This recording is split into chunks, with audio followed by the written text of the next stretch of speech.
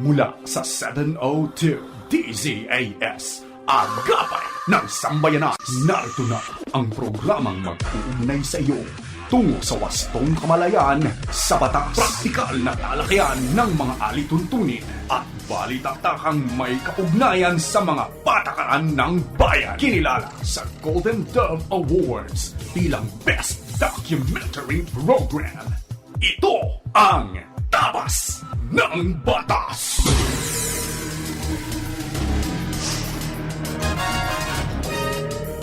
Isang magandang araw po ng Sabado ng umaga para sa lahat ng ating mga kaagapay, mga taga-subaybay, mga tagapakinig at mga tagapanood sa iba't ibang dako po ng buong daigdig. At siyempre naman sa mga sumusubaybay po sa atin dito sa ating pinakamamahal na bansang Pilipinas. At kapag binigkas po natin yan, lalong napapalapit sa ating damdamin ng ating pinakamamahal na bansa, Luzon, Visayas at Mindanao.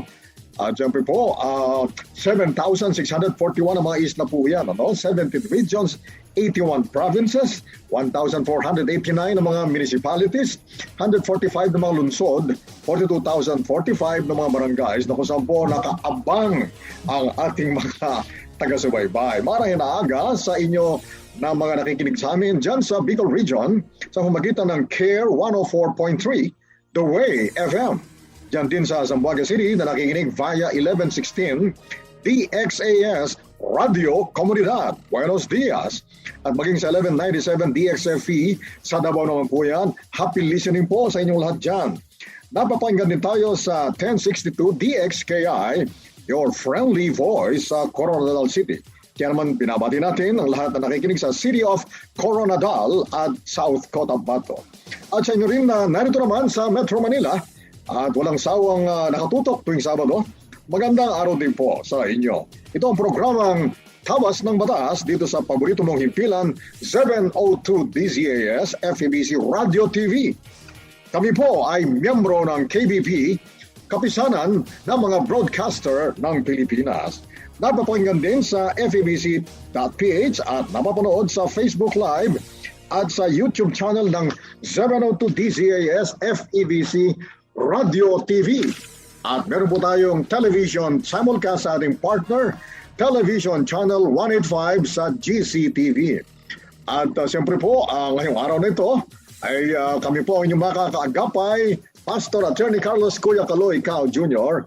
At mamaya lamang po ng konti makakaagapay na natin ang ating kaagapay na abogado, Attorney Roel Cao Garcia para sa ating talakayan mamaya. At siyempre po kaagapay nating sasagot sa mga katanungang legal. Sa punto po ito ay nais nating pasalamatan ang ating mga kaagapay na patuloy nating nakakapartner sa mga ministries ng FEBC. At sa tulong po ng ating Panginoon Diyos na makapangyarihan sa lahat at ng inyong suporta, siyempre po, mahigit 7 dekada na po nating naibabahagi, ulitin ko po 7 dekada, 73 years to be exact, magsa-74 years na po, At ating pong naibabahagi, siyempre, ang mga tamang balita at ang mabuting balita ng ating Panginoong Hesukristo. At sa mga nais naman na maging kabahagi ng ministeryong ito, maaari po kayong mag-message sa FB page ng 702 DZAS FEBC Radio TV para sa babang mga detalye. Maraming salamat po sa inyo mga kaagapay. At siyempre naman po, babatiin natin, magro-roll call tayo sa ating po mga taga-subaybay. Ay narito po, Nora Cancela, Risa Cabasan Mendoza, Glenn Padilla, Lisa Soriano, Chris Riman, Aida Robles, Evelyn Larcena, Cynthia Zabala, Chavez Valencia, habang pangalan nito, Ferdy Cauzon, Mamalhain, Cruz Celestino, Matilde Tobias, Maricel Marucot, Edith Paglinawan, Mirna Cortez. At bago po muna ang lahat ng inyong mga dapat abangan sa ating programa ngayong araw na ito, narito po muna ang pagkaing pangkaisipan.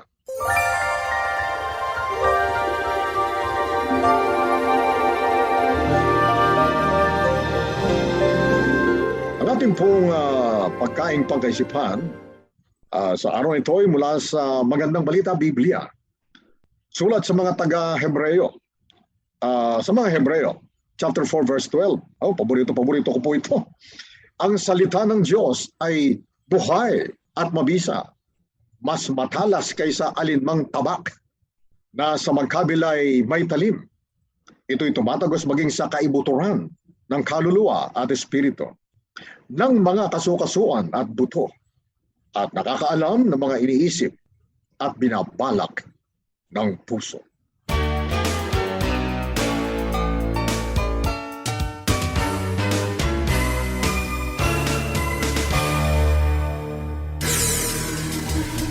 Kaya naman po ay aming kayong inaanyayahan na makibahagi sa ating usapan at talakayan ngayong umaga. Magpadala lamang po kayo ng katanungan, komento o mensahe sa ating Facebook page na Tabas ng Batas FEBC. At sa pagbabalik po ng Tabas ng Batas, tutungo na po tayo sa ating segment na Punto por Punto. Tabas ng Batas! Upang makaiwas sa COVID-19, di na po kailangang lumabas para pumunta sa bangko. Maaaring ipadala ang inyong love gift para sa FEBC Ministry sa pamamagitan ng online donation. Bisitahin lamang ang FEBC website, donatenow.febc.ph. Maraming salamat sa inyong patuloy na suporta sa gawain ng Panginoon. Dahil dito, patuloy nating maihahatid ang tamang impormasyon at mensahe ng pag-asang matatagpuan kay Hesukristo, lalo na sa mga panahong tulad nito. Ito ang 702 DZAS. 702 DZAS. Agapan ng sambayanan na napapakinggan sa buong mundo sa FEBC.ph sa pamamagitan ng Microsoft Media Server Technologies at ng Desktop Computers. Paksang legal na siniksik sa mga kaalamang praktikal sa isang makabuluhang talakayan sa Punto por Punto.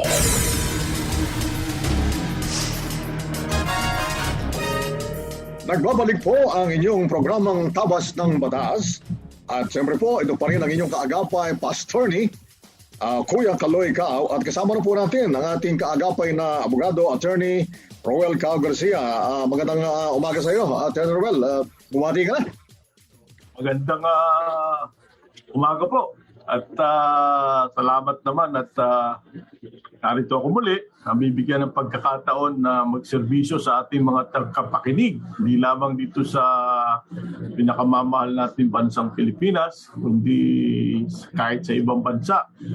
Kung maalala nyo, nung sa linggo, may binati ako ng mga taga-Texas. No? Si Levi San Pedro at saka si Fernando Rodriguez, taga Houston, yung mga yan. So, ang ngayon naman ay hihingiling ko na pagdasal natin si Levi San Pedro sapagkat siya 2 days or 3 days ago ay bigla siyang na open heart surgery. No? Napakalakas na tao nun, nagbibisikleta and trail and everything, pero biglang piniak, no?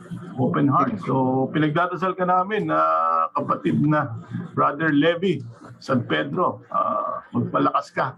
Originally, he's from Pulilan, Bulacan, pero matagal na siya nasa Houston. Sige, we're praying for you po. We declare and decree in the name of the Lord Jesus Christ your quickest healing and fullest recovery. At nang patuloy po kayong makasubaybay sa ating Tabas ng Batas. Sige, Atty. Ruel, may bang mabatiin pa? O ano? Okay lang. Kota. Mukhang nahahawa ka na sa tiyo mo. Pag binigkas mo ngayon ang ating bansang Pilipinas, pinakamamahal na bansang Pilipinas. Sapagkat panahon ngayon ng pagiging patriotic, nanonood ako sa television, napapanood ko yung mga taga-Ukraine. Dapat ipinagdadasal din natin sila. Sapagkat napakakawawa na pinagdadaanan nila ngayon. Lumalabas ang kanilang patriotism, Yung mga babae at mga bata at matatanda ay hinahatid sa mga borders. At yung mga lalaki, even yung mga babae, nakikita ko gumagawa na molotov. At handa silang ipagtanggol ang soberenya ng kanilang bayan. Kaya tama-tama pala yung ating bigkas na pinakamamahal na bansang Pilipinas. Ano? Yes. Sige, pasalamatan natin ang mga umagapay sa amin po, no, na matyagang pong umagapay sa amin. Sina Ma'am Absedi Ferrer, ang ating Protex, sina JB Tamua, Benjo Morano, Reggie Villana, Nathaniel Peralta, at ang ating RTV team na sina Ma'am Eileen Valdez, Abby Glindo, Chris Rosete, Ivan Abrenica, at Wenmark Palatukan. Tayo po ngayon sa segment na ng punto por punto. At napaka up-to-date po, no? Napapanahon, lalo-lalo sa mga teki. Si Kuya Kaloy po, si pastor ni Kuya Kaloy, salukuyan pang nagpapakateki pa. ating pong tatalakayin, pero si Attorney Ruel po, teki na po yan. Ngayon umaga po ating tatalakayin ay, eto po, Data Privacy Act, Republic Act number 10173 na ipinasa po noong taong 2012. Yan, Atty. Ruel, baka meron ka ng gustong umpisahan dyan. Sige, nang makinabang ang ating mga taga-subaybay. Ang tunay po, 10 taon na. No? 10 taon na itong batas na ito. At medyo technical ito dahil kahit sa mga MCLE, tinuturo ito sa atin di ba? Napakinig ko ito sa isang lecture ni Attorney Aguirre na marami akong natutunan din tungkol sa batas na ito. Ang pinakagusto kong i-share sa mga nakikinig sa atin, data, pinag-uusapan natin dito. No? Akala natin yung datos o yung data tungkol sa atin ganun-ganun na lang. Napaka-importante po nito. Ito po may value. Sa katunayan, may katumbas itong halaga. Ano? May pagbibili ito Kung napapansin ninyo, kung kayo ay nag-internet, kayo ay nag-google, kayo ay nag-YouTube, mapapansin ninyo kung ano yung mga tinitingnan ninyo sa mga pinanonood nyo sa internet, sa YouTube, ay bigla may nagpa-pop up na advertisement tungkol doon. Ano po? Halimbawa, mahilig kayo sa mga motor, mga kotse, or kung ano mga items. Pag nanonood kayo sa YouTube, may lalabas, ganon. No? That is part and parcel of this Data Privacy Act. Kasi ang pinag-uusapan po natin dito sa data privacy ay ang tao, ang gusto ng tao, not places. No? Dati po makikita natin yung privacy. Pagka nasabi natin privacy, locational ang naisip natin Parang the four corners of the wall of our house. Private yon, hindi pwedeng ilabas. Pwede rin naman masabi na decisional, yung privacy. Ibig sabihin, kung ano yung dinidecide natin na hindi pwedeng ilabas, ay yun yung private para sa atin. But under this Data Privacy Act, in-elevate po talaga ng batas na ito ang pagiging yung proteksyon ng data, ng privacy ng tao into a fundamental human right. Okay po. So, pag violate ng sino man ang fundamental human rights na ito, may katumbas ito na parusa. No? Meron ditong tatlong actors na dapat nating matandaan pagka binabasa natin ang Data Privacy Act. Merong data subject, tayo yun. Merong data controller, yun yung nakakakuha natin ng data natin. Merong data processor, yun yung gumagamit ng data natin. Okay? Ano po ba yung data? Yung what is personal information, data yon. Ang ibig sabihin, kapag yung personal information na inilabas mo o ginamit mo sa internet, ay pwede ka na ma-identify o pag yun ay pinagsama-sama, makikilala ka, ay personal information mo yun. Importante sa iyo yun. Dapat yun ay protected by this Data Privacy Act. Okay po. Meron din tinatawag na sensitive personal information. Ano naman yun? Yung sensitive personal information, yun ay pag ginamit ng data controller, tanda natin, data subject tayo, data controller, at saka data processor. Pag ginamit nila yung sensitive personal information at ikaw ay maapektuhan talaga, ay sensitive para sa iyo yun, doon sila magkakameron ng problema. Pwede sila magkameron ng fine or magkakameron sila ng parusa, no? Up to 3 years or even 6 years pagka malupa yung kanilang kasalanan. Okay po. So tandaan natin, paano ba nakukuha ang data sa data subject? Ang pinaka-importante po dyan is yung consent. Okay? So, ang pinaka dapat nating malalaman, kasi sa computer, nagtitik lang tayo ng box. Okay? Pero lang tayo chine-checkan. Okay? Consent. Ang importante naman sa pagbibigay mo ng consent ay sa simula pa lang, alam mo na kung ano ang paggagamitan ng data na ibibigay mo sa kanila. Hindi po nila pwede yun i-bundle. Bawal po yun under the Data Privacy Act.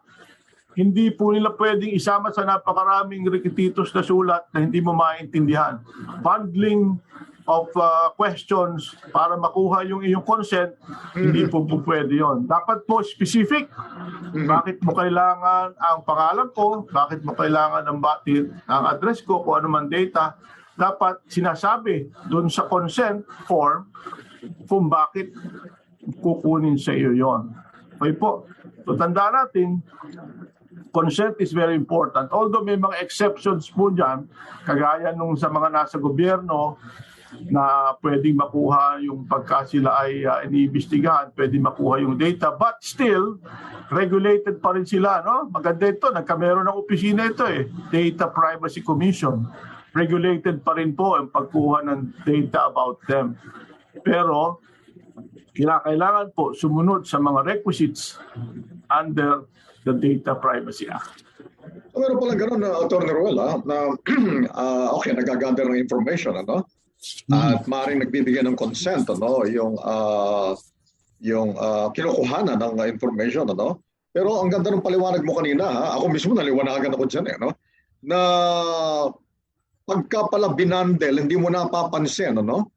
Pero palang parang trap pala yan, ini-elicit yung isang information, ano, that you might not be aware at the moment is already delving on what may be personal and very private to you, ano? Yes, Dahil yes. binandel, ano? Yes. Magandang yan, magandang parang warning na rin natin. Magandang magandang natalakay natin sa pagkakataong ito, ano?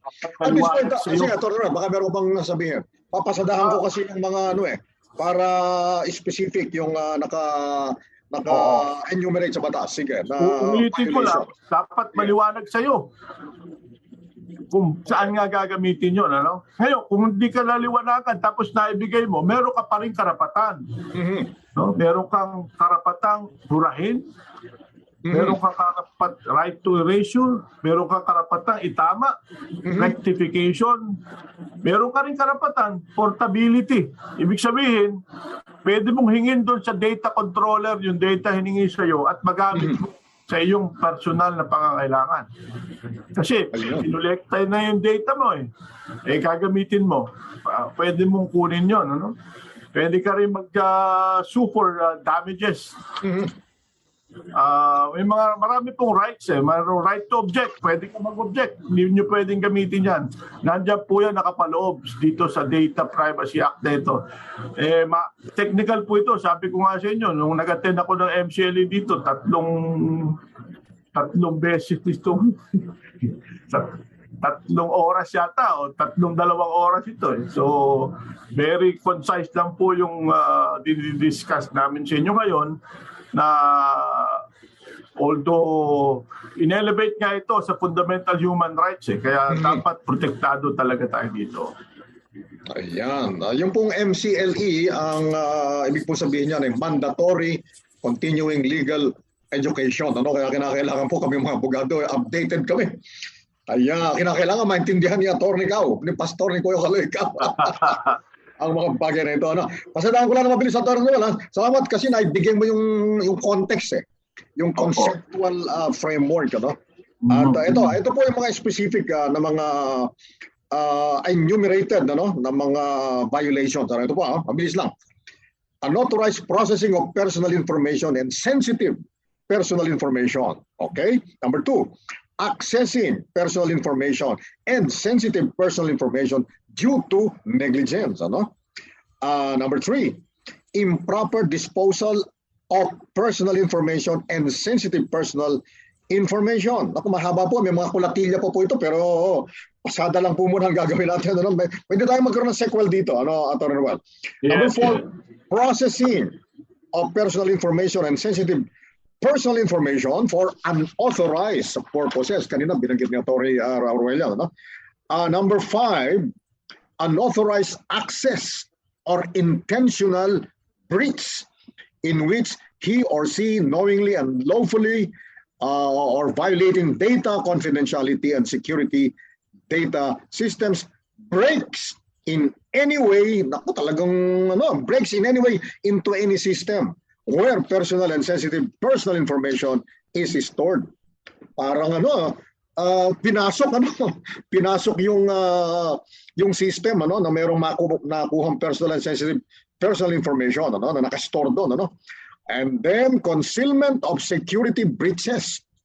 Sumunod po, malicious disclosure in which he or she with malice or in bad faith discloses unwarranted or false information relative to any personal information or personal sensitive information obtained by him or her. And then, last na po ito, unauthorized disclosure in which he or she discloses to a third party personal information not covered by the immediately preceding section without, binigyan ng diin kanina ni Atty. Noel ito, without the consent of the data subject. Kanina, pinaliwanag mo yun. Ano nga ba yun? Data subject, data controller, data processor. Yeah. So yung sinabi nyo huli, halimbawa, may tumawag sa inyo, Pastor ni, baka gusto mo na bumili ng ganitong klase ng motorsiklo, ganyan-ganyan. Tapos sasabihin mo, tingnan mo na, bakit mo ako natawagan? Okay?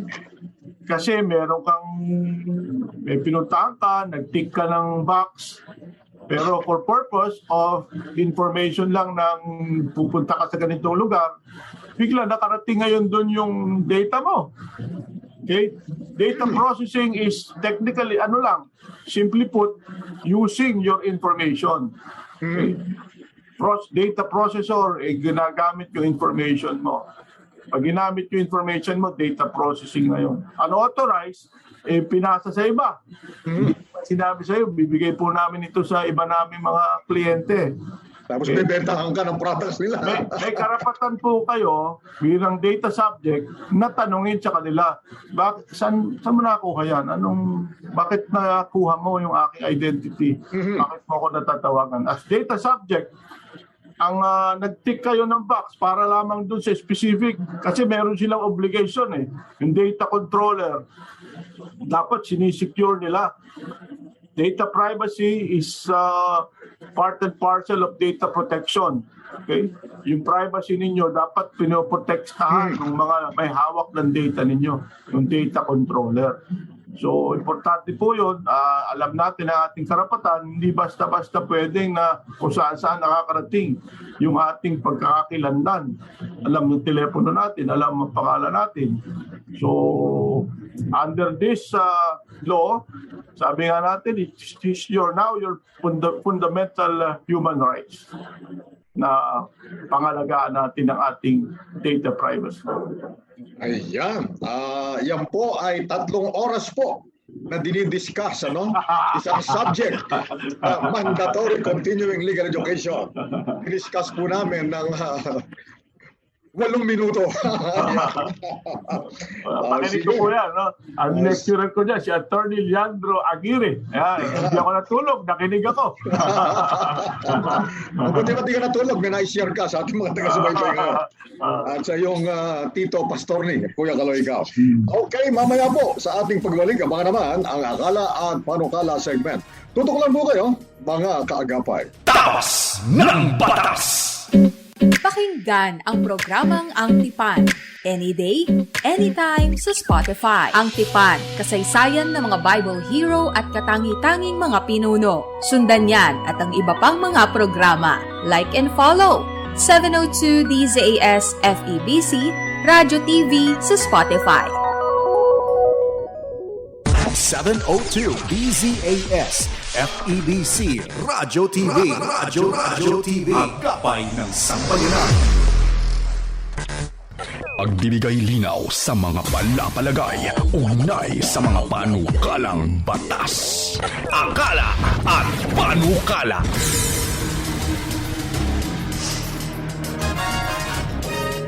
Nagbabalik po ang Tabas ng Batas at siyempre po kasama niyo pa rin ang inyong mga kaagapay, Pastori Carlos, Kuya Kaloy Cao Jr. at kaagapay po natin ang ating kaagapay na abogado, Attorney Roel Cao Garcia. Narito po tayo ngayon sa segment na Akala at Panukala kung saan bibiyang ililinaw natin ang mga palapalagay na kaakibat ng mga panukalang batas. Ating pong tatalakayin ngayong araw na ito ang Senate Bill number 2488 or the proposed, naku talaga may pagkateke na naman po ito, Financial Products and Services Consumer Protection Act. O ayan, kasi siya nga naman, Attorney Roel, napaka, we have a rapid expansion. We observed that, rapid expansion of online financial systems.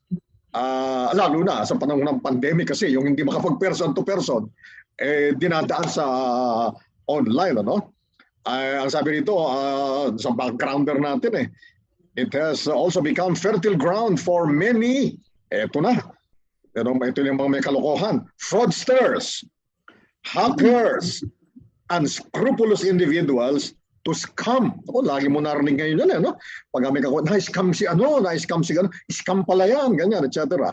To scam people out of their money. Ito ang dahilan para sa Tagalog na malalim, para mahut-hut po, makuha ang inyong pera. Yan po ang, sige po, tatalakayin natin. By the way, yung pong binanggit ko kanina is part of the sponsorship speech po, nung proponent, ng panukalang batas na ito. Sige, Torrel, ikaw na magdagdag. Oo. Proponent si Senator Grace po. Oh, wow. Okay. Sige. Senator Grace po, ito'y nakasabay natin mag-aaral ito sa University of the Philippines, Manila. Nakaklase mo ba mismo si Senator Grace? Nakaklase ko siya sa isang subject, sociology subject. Okay. Very interesting. Mapakagaling magtagalog nito. Magaling magtagalog, magaling mag-English. Magaling din mag-English. Galing. Parang napapakinig ko si Kablas pagka nagtatagalog ka ng araw. Anyway, itong kanyang maganda timely ito napatatandaan nyo pa nung kamakailan naging topic din natin yung nangyari sa isang bangko na may mga na-defraud na wala ng pera. Ngayon, itong batas na ito, panukalang batas na ito, nire-require niya na magkameron ng reportorial requirements, monitoring ng markets, tapos binibigyan ng adjudicatory powers yung regulators ng mga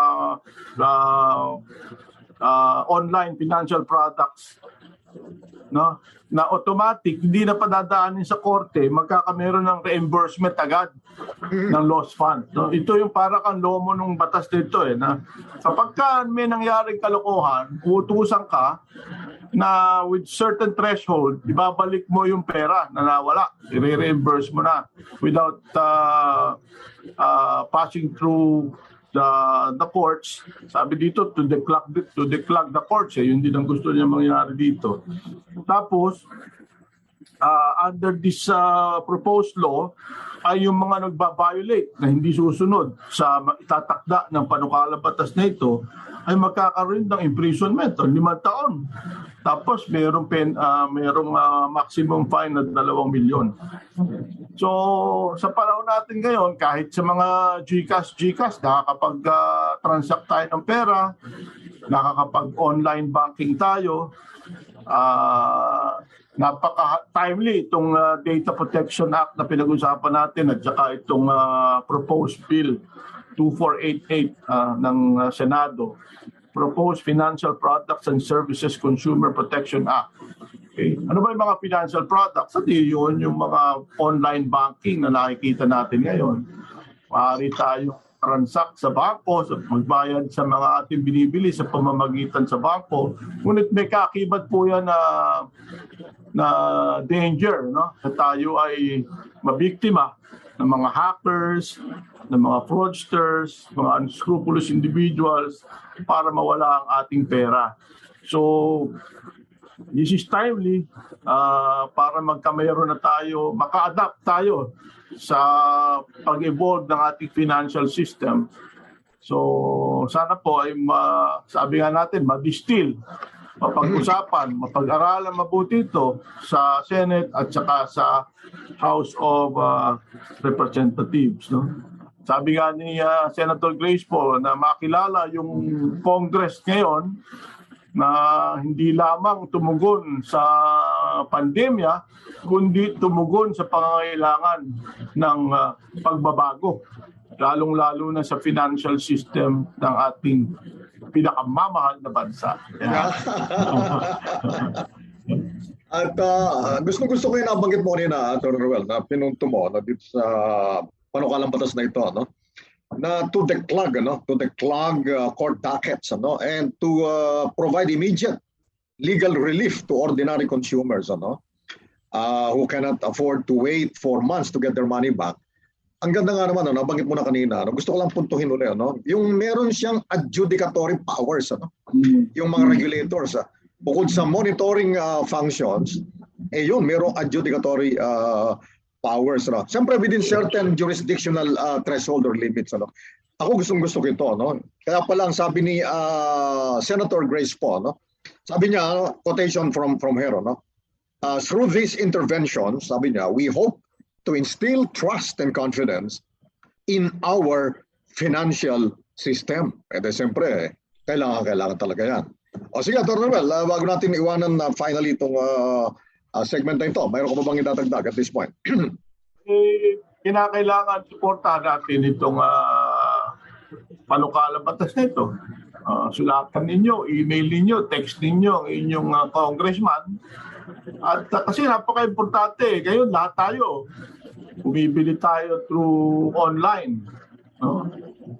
Siguro, dami na rin natin mga experiences na ganito, nagbabayad tayo online tapos mali naman yung dumadating sa atin. So, although yung mga ganun sa DTI yun, may mga batas na rin tayo na panukalang batas na pag-usapan. But this one is a good proposed bill na suportahan natin.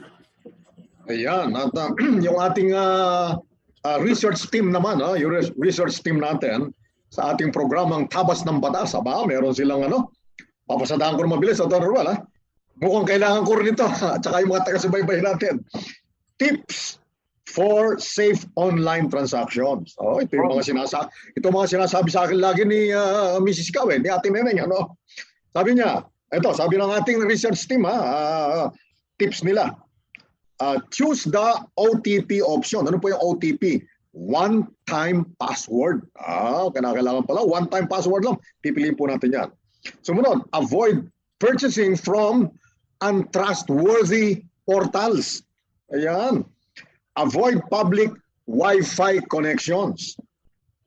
Create strong, unique passwords and pins. And then, log out from e-commerce websites. Yun. So yun naman ang kung meron tayong panukalang batas doon sa Kongreso, sa Senado at saka sa House of Representatives, ito naman ay mga nag-gather ng ating research team na mga tips for safe online transactions.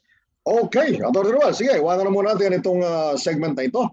At sa ating pagbabalik, abangan naman po ang ito na pinakakaabangan nyo na naman talaga, ano po, Payo de Asunto. Tutok lang po dito sa Tabas ng Batas. Tabas ng Batas! COVID-19 na may mild symptoms? Narito ang kailangang malaman sa iyong isolation period. Kung mayroong mild symptoms at fully vaccinated na, kinakailangang mag-isolate ng 7 araw mula sa petsa kung kailan nagkaroon ng sintomas at 10 araw naman mula sa petsa kung kailan sumailalim sa test kung partially at unvaccinated pa. Lamang ang may alam at ang tamang kaalaman ay makukuha sa kinauukulan tungo sa kalusugan ng pamayanan. Paalalang hatid ng 702 DZAS FEBC Radyo TV. Ipinagdiriwang ang ika-73 taong anibersaryo ng pagpapahayag ng mensahe ni Hesukristo. Ito ang FEBC Philippines, umaabot sa inyo sa radyo, cable TV at sa social media. Nag-uumapaw ang pag-asa. Mga kasong bibigyang pansin at mga katanungang sasagutin, yan ang tututukan at gagabayan ng Payo de Asunto.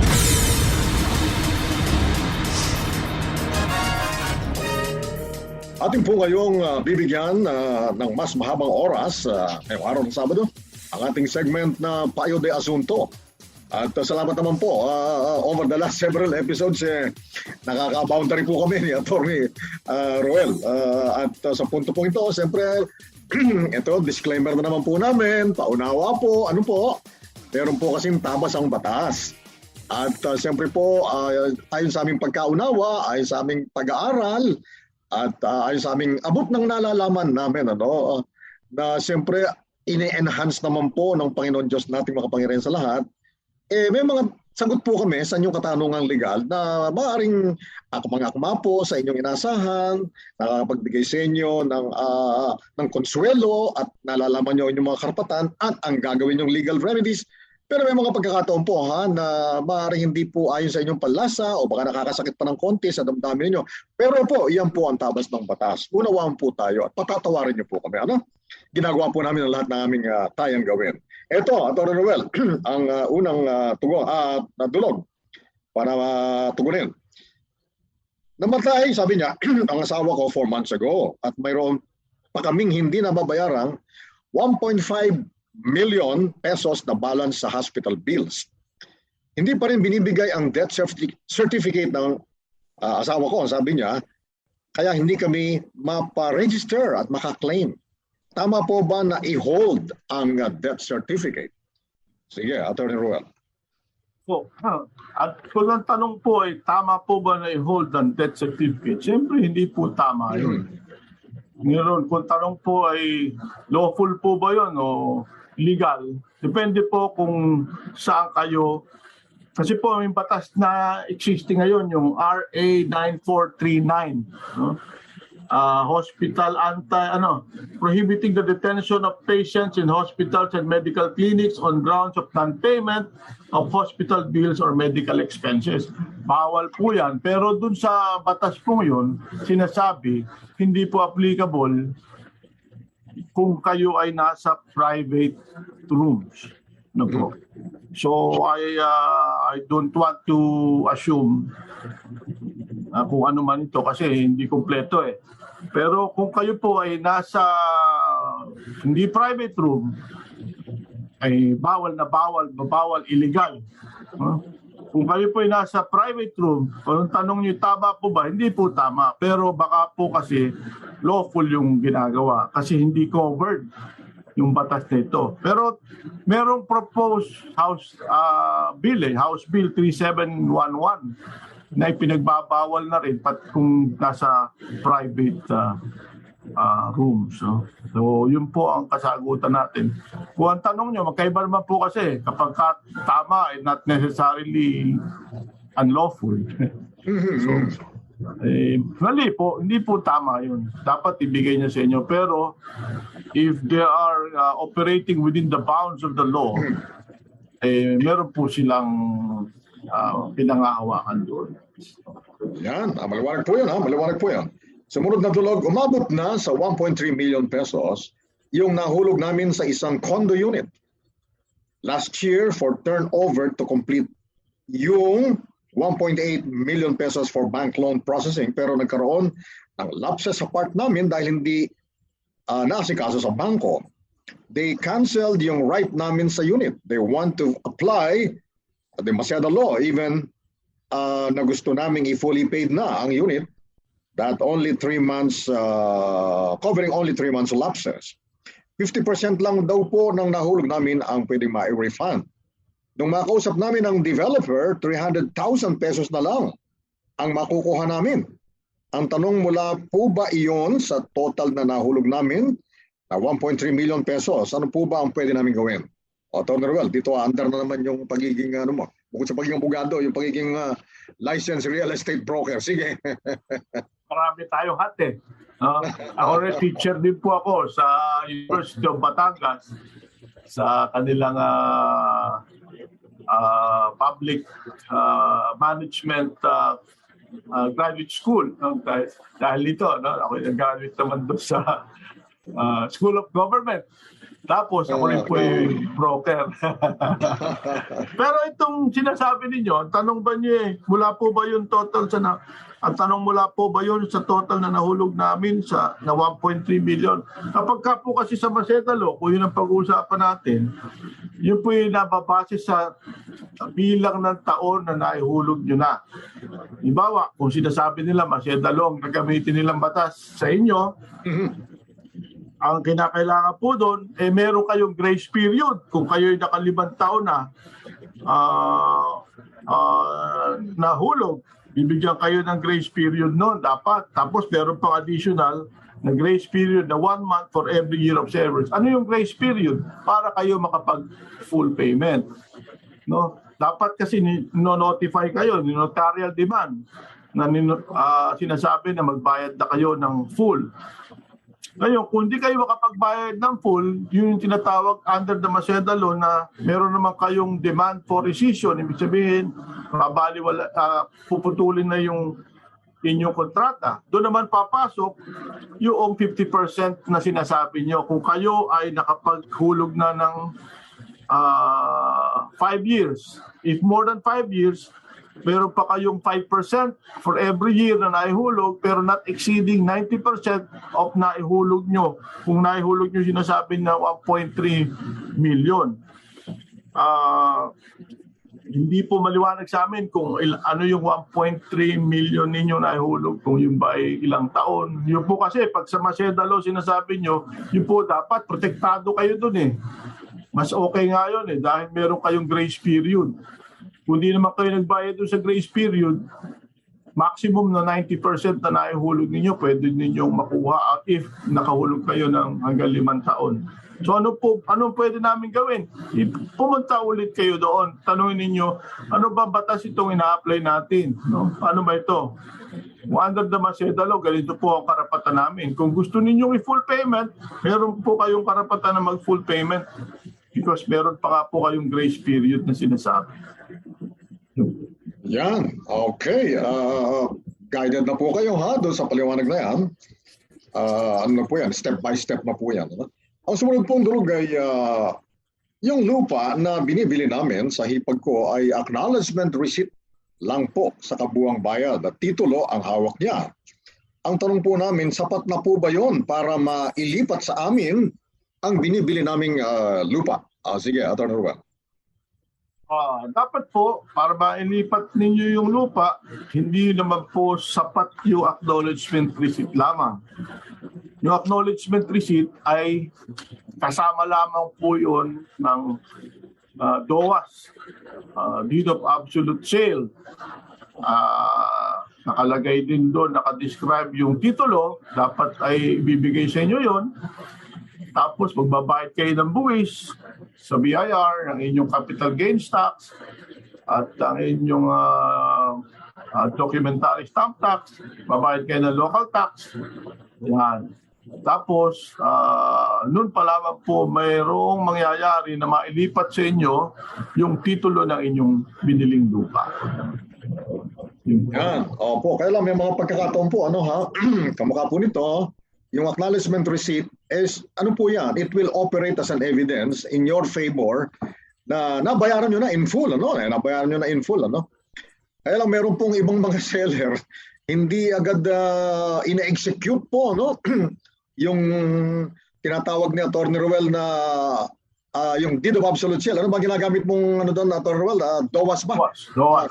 DOAS, deed of absolute sale. Kinakailangan po, ang tawag po dyan, generally, yung generic term po dyan ay deed of conveyance, Conveyance, yung mga inililipat sa inyo. Kinakailangan po, merong deed of absolute sale. Kaya lang kung minsan, merong mga seller, Atty. Ruel, ang tagal bago execute yung deed of absolute sale. Kaya hindi tuloy mailipat kaagad. Nakahanda na yung bumili na. Bayaran nga ng buo eh.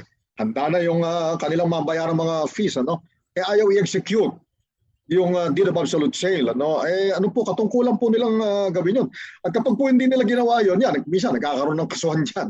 Yung tawag po dyan complaint sa korte for specific performance. Pero dapat naman yung nagbenta bayad na nga dapat po i-execute nyo na yung deed of absolute sale. Pero sa ilalim po ng batas, kapag hindi nyo ginawa yan, pupwersahin kayo ng husgado. Yung pong tinatawag na specific performance. You have to perform your specific responsibility under your contract or by virtue of the contract with the buyer. Okay. Attorney Ruel, ito ang sumunod, ito, very interesting ito. Paano po yung mga aso na nagkakalat ng dumi sa daan ng pampubliko at kadalasan sa harapan ng gate ng bahay ng may bahay?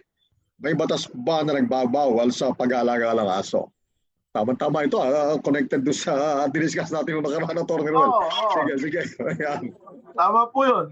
Yung sa diniscuss natin nakaraan, pinag-usapan natin yung Republic Act 9482. Yan. Yung Anti-Rabies Act of 2007. So, doon po sinasabi, kinakailangan ang mga aso ay hindi pag-alagala. Kapag ilalabas ng kanilang mga nagmamagari sa kanila, ay kinakailangan naka-leash, nakatali. Kinakailangan i-register nila yon sa kanilang LGU. So kung ang tanong, may batas, meron nga pong multa dyan, 500 piso kapag napatunayan na yung aso mo na yun ay pag-alagala. Meron din 500 hanggang 1,000 piso kapag na-impound. So ngayon, ang dapat yung gawin, pumunta kayo sa LGU ninyo, sabihin ninyo. Pakuha ninyo yung aso. Tapos i-impound nila. Pagka kukunin doon na may-ari, magbabayad sila at mapipilitan na sila na i-register yung kanilang aso at itali sapagkat yung mahuhuli yung aso ay tutubusin nila yon hanggang 1,000 piso. At ang atin naman po tagubilin sa mga may alagang aso, ay paminsan-minsan napupunta tayo sa ibang bansa, Atty. Ruel, sa mga western countries, sa Europe, sa Amerika, sa mga advanced countries. Pag may dalang aso, may nakatali nga. Tapos may dala-dala silang yung pangkuha ng pagkadumumi. Obligado silang kunin yung dumi at pero sila lalagyan po habang sila pinapasyal yung kanilang aso. Sana mangyari sa Pilipinas yun. Gano'n naman po sa Pilipinas, sa Makati or pumunta kayo sa Alabang, pagka kayo nasa mall, gano'n din po dito sa atin. So, dapat po sabi nga natin nung nakaraan, ano nga ba ang gamit ng batas? Shaping our behavior. Ganda. Yung mga batas na ito, hindi lamang ito pambawal sa atin, kundi sinasanay tayo. Yung sineshape yung behavior natin. Ayun. At sana naman dito sa lugar namin sa Taytay ay kahit siyang sulok ng mga kanto rito ay mangyari na po yan. Kasi masakit yung bihis na bihis ka. Pasakay ka sa sasakyan mo tapos may natapakan ka. Kaya po yan. Yan ay matter of writing to your LGU officials. Okay, ito po ang sumunod. May kasunduan ng may-ari ng lupa sa agrarian pero hindi po pirmado ng abogado. Nagbubuwis po kami once a year sa may-ari po. Sabi niya, may karapatan na ba kami? Kasi gusto nilang bawiin. Medyo related to sa mga previous discussions natin. Sige, Atty. Ruel. Yung hindi pirmado ng abogado, pero sabi nila ay may kasunduan sila sa agrarian, no? Baka doon sila nagpirmahan sa Office of the Agrarian Council. Alam ko, meron silang authority to administer oath or acknowledge. Same as ano po yun? Same as being, if you acknowledge it before the Office of the Agrarian Council, pareho lang po yun kung kayo ay nagpa-notaryo. Tapos nire-register ninyo yan doon, di ba? Yung kasunduan ninyo, yung leasehold agreement ninyo. So may karapatan po kayo doon. If it is registered at kayo talaga nagsasaka noon, meron kayong agreement, hindi po basta-basta pwede. Unless, pag binawi, binigay ninyo, iba po yun. Kayo ay pumayag. So, yun po. Okay. Sunod na natin. May usapan at kasulatan po kami ng kumpare ko na nagsangla ng unit sa akin. Sabi niya, na pagkasunduan namin na ang bayad sa renta nito ay mapupunta sa akin, pero 2 years nang hindi nagbibigay. Pwede ko siyang kasuhan. Okay, sige, Atty. Ruel. So, ano kaya ito? No? Pwedeng renta. Kapag ang usapan ninyo ay yung renta ay part ng interest, no? Kung hindi po yung nakasulat, in the form ito po ng anti-critic agreement para yung anti-crisis na tinatawag, yung interest ay yung civil fruits ay mapapapunta doon sa nagpautang. Pero pagka ito hindi nakasulat, ay hindi po ito papatak doon. Maaari ito pumatak ito sa mortgage, no?